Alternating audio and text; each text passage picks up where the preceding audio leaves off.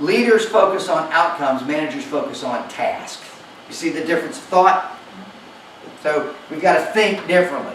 The second thing is the managers tend to live in the past. I was a superstar doer, because there's 3 ways to get promoted in this country.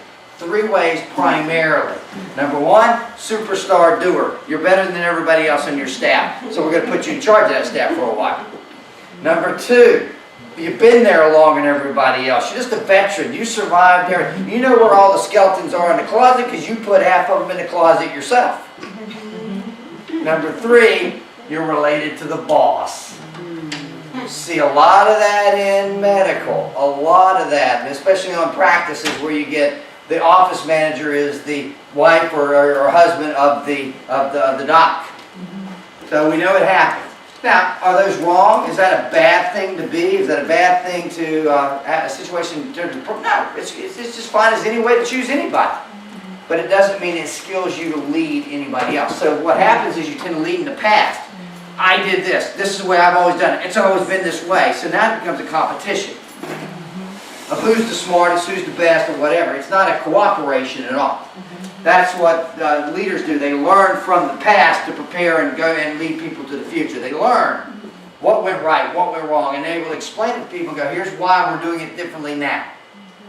You look at management tends to expect people to show up, expects people to do the work right, expects people to be committed, expects all this stuff. There's nothing wrong with expecting. They should. They're getting paid, for gosh sakes. It's your job. What's wrong with these people? I don't know, but there is something wrong with some of them.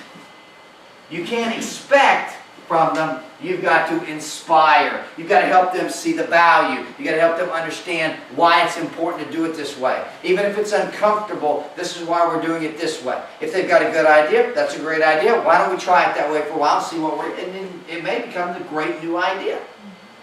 But the key is you can't expect, you've got to inspire.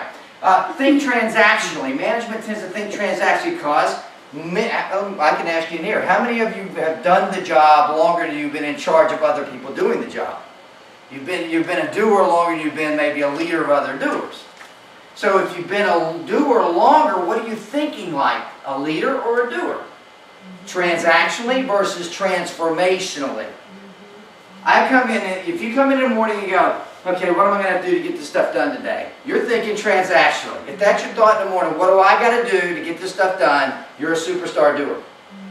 Because I walk in, I have no skills. I have no skills whatsoever. So when I walk in and look at a staff, and I've been in 1,700 of these programs, I've worked with a number of different companies over the years. I don't know most of the skills when I come into a company. My job is to figure it out really quickly. So my job is not to say, how can I get this done? It's what can we do to make this happen